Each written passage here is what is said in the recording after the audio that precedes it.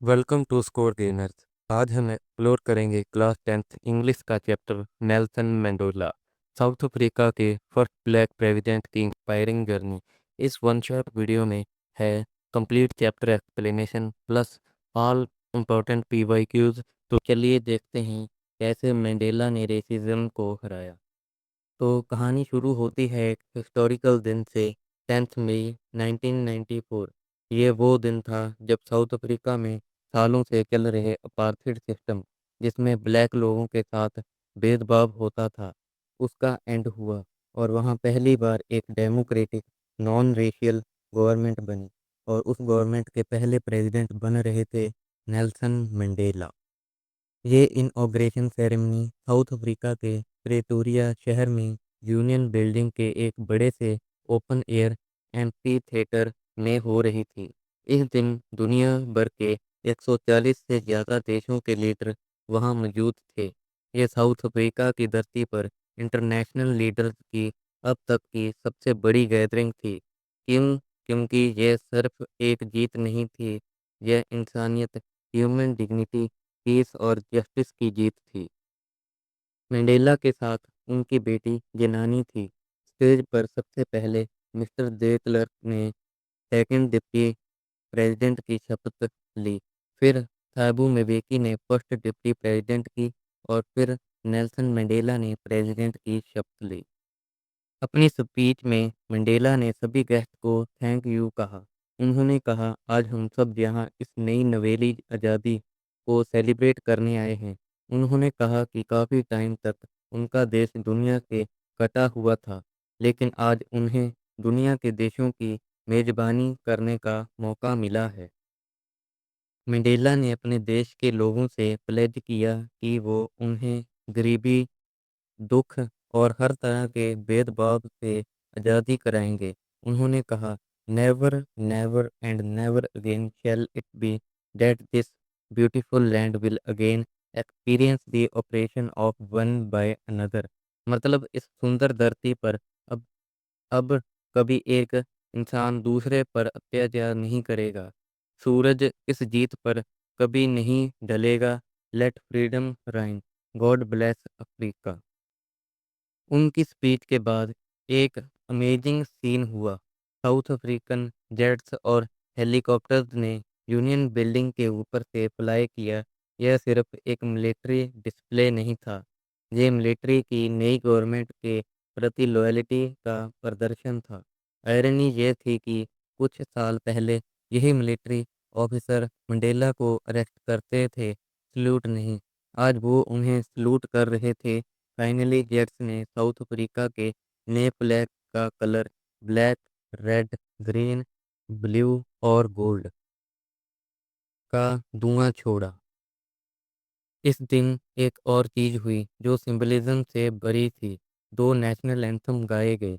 Whites ने गाया नकोसी सिकलेल आई Africa और ब्लैक्स ने गाया डाई स्टैम, जो पुराना एंथम था। उस दिन दोनों ग्रुप्स को एक दूसरे के एंथम नहीं आता था, लेकिन मंडेला जानते थे कि जल्द ही वो दिल से इसे सीख लेंगे। इस हिस्टोरिकल दिन पर मंडेला अपने इतिहास को याद करते हैं। वो सोचते हैं कि कैसे उनके जन्म से भी पहले साउथ अफ्रीका में वाइट लोगों ने ब्लैक लोगों पर अपार्थाइड सिस्टम थोप दिया। यह दुनिया का सबसे कठोर सोसाइटी में से एक था, लेकिन अब यह सिस्टम हमेशा के लिए बदल चुका है। ये आज़ादी हजारों फ्रीडम फाइटर्स के सेक्रीफाइसेस का रिजल्ट थी। मंडेला सोचते हैं कि वो उन सभी अफ्रीकन देशभक्तों को थैंक यू नहीं कह सकते जिन्होंने अपनी जान दे दी। वो कहते हैं, the policy of apartheid created a deep and lasting wound in my country and my people. रंग भेद ने गहरा जख्म दिया है। लेकिन वो यह भी कहते हैं कि जुल्म और अत्याचार का एक और इफेक्ट होता है। यह एक्स्ट्रॉर्डनरी करेज, विजडम वाले लोग पैदा करता है। वो ओलिवर टैम्बो जैसे लीडर को याद करते हैं। वो कहते हैं कि उनका देश मिनरल से भरा है, लेकिन इसका सबसे बड़ा खजाना इसके लोग हैं, जो हीरो से भी ज़्यादा साफ और सच्चे हैं। इन्हीं लोगों से मंडेला ने करेज का असली मतलब सीखा। वो कहते हैं, courage was not the absence of fear but the triumph over it. हिम्मत डर का ना होना नहीं है, बल्कि डर पर जीत हासिल करना है। बहादुर वो नहीं जो डरता नहीं, बल्कि वो है जो डर को जीत लेता है। मंडेला कहते हैं कि कोई भी इंसान पैदाइशी तौर पर किसी से उसके स्किन कलर, बैकग्राउंड या रिलीजन के बेसिस पर नफरत नहीं करता। People must learn to hate, and if they can learn to hate, they can be taught to love. लोगों को नफरत करना सिखाया जाता है, और अगर वो नफरत करना सीख सकते हैं, तो उन्हें प्यार करना भी सिखाया जा सकता है, क्योंकि प्यार इंसान के दिल में ज़्यादा नेचुरली आता है। फिर वो चैप्टर के सबसे इम्पोर्टेंट कॉन्सेप्ट पर आते हैं, ट्विन ऑब्लिगेशन। मंडेला कहते हैं कि हर इंसान की लाइफ में दो हरी जिम्मेदारियां होती हैं। फर्स्ट ऑब्लिगेशन अपने फैमिली के प्रति, अपने पेरेंट्स, वाइफ और चिल्ड्रन के प्रति। सेकंड ऑब्लिगेशन अपने लोगों, अपनी कम्युनिटी और अपने देश के प्रति।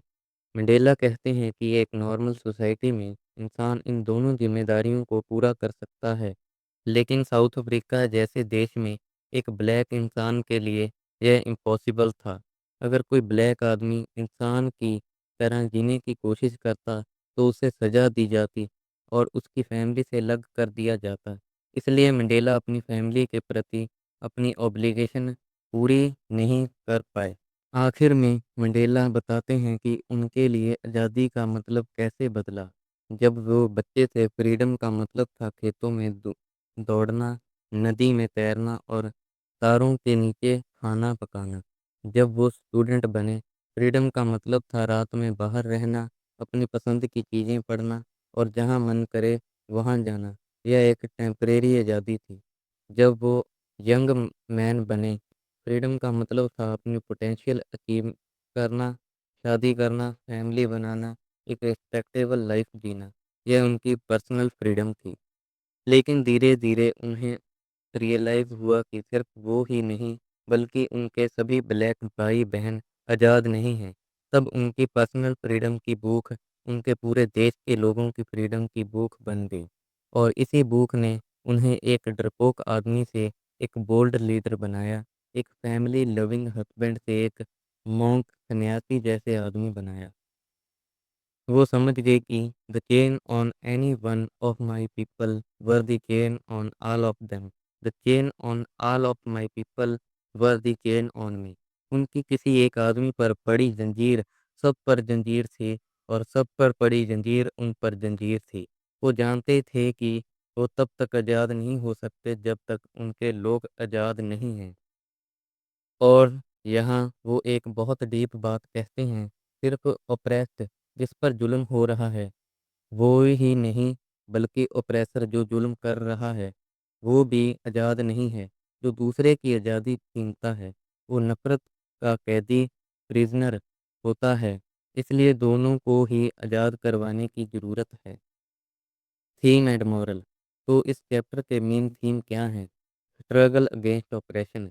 ये चैप्टर रंग-भेद के खिलाफ एक लंबी और मुश्किल लड़ाई की कहानी है।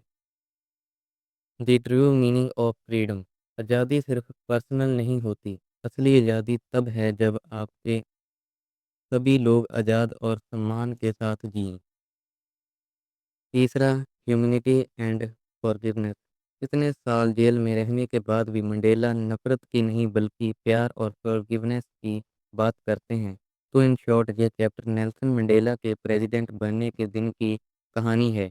इस दिन वो अपने देश के इतिहास, फ्रीडम फाइटर के सेक्रीफाइस, हिम्मत और नफ़रत के असली मतलब, अपने दो हरी जिम्मेदारी और आज़ादी के बदलते हुए मीनिंग को याद करते हैं। ये सिर्फ एक स्पीच नहीं, बल्कि आज़ादी और इंसानियत का एक पावरफुल लेसन है। आई नो ये चैप्टर थोड़ा हैवी है, लेकिन आई होप अब इसकी स्टोरी और इसके मैसेजेस आपको क्लियर हो गए होंगे। अब चलते हैं इस वीडियो के सबसे इम्पोर्टेंट सेक्शन पर, वो 5 क्वेश्चन जो इस चैप्टर से बोर्ड एग्ज़ाम में आने के सबसे ज़्यादा चांसेस हैं। पहला question, what does Mandela mean by twin obligation? Mandela कहते हैं, हर हर इंसान पे दो ऑब्लिगेशन होते हैं, एक अपनी फैमिली के लिए और दूसरा अपने कम्युनिटी और कंट्री के लिए। साउथ अफ्रीका में अपार्थाइड की वजह से ब्लैक पीपल अपने दोनों ऑब्लिगेशन फुलफिल नहीं कर सकते थे क्योंकि सिस्टम उन्हें अलाउ नहीं करता था। When did Mandela realize that his boyhood freedom was an illusion? जब मंडेला यंग अडल्ट बने तब उन्हें रियलाइज हुआ कि उनकी चाइल्डहुड फ्रीडम सिर्फ एक इल्यूजन थी। उन्होंने देखा कि सिर्फ वो नहीं बल्कि उनके सारे ब्लैक ब्रदर्स और सिस्टर भी केंद में थे। यह रियलाइजेशन ने उन्हें फ्रीडम फाइटर बनाया। What does Mandela say about the oppressor and the oppressed? Mandela का यूनिक पर्सपेक्टिव यह था कि ऑपरेसर भी उतना ही अनफ्री है जितना ऑपरेस्ड। जो किसी की फ्रीडम छीनता है वो खुद भी प्रिजनर है, फेटर्ड का प्रिजनर। बोथ नीड लिबरलाइजेशन, एक फिजिकल चेंज से दूसरे मेंटल चेंज से। How did Mandela understanding of freedom change with age? बचपन में मंडेला को फ्रीडम का मतलब था स्विमिंग, रनिंग और अपनी मर्जी से जीना। अडल्ट बन के उन्हें पता चला रियल फ्रीडम मीन्स डिग्निटी के साथ जीना और सबको इक्वल राइट्स मिलना। पर्सनल फ्रीडम से वो कलेक्टिव फ्रीडम की फाइट पे शिफ्ट हो गए। What was the significance of 10th मई 1994? इस दिन साउथ अफ्रीका में फर्स्ट डेमोक्रेटिक गवर्नमेंट बनी जिसमें सभी रेसेस को इक्वल राइट्स मिले। मंडेला बने फर्स्ट ब्लैक प्रेसिडेंट। वो जगह जहां अपार्थाइड पॉलिसीज बनी थी वह वही पे रेनबो गैदरिंग हुआ। ऑपरेशन से डेमोक्रेसी तक का सफ़र कंप्लीट हुआ। तो यह थी आज की दोस्तों वीडियो। मिलता हूँ अगली वीडियो में, तब तक के लिए बाय बाय। Score dinner.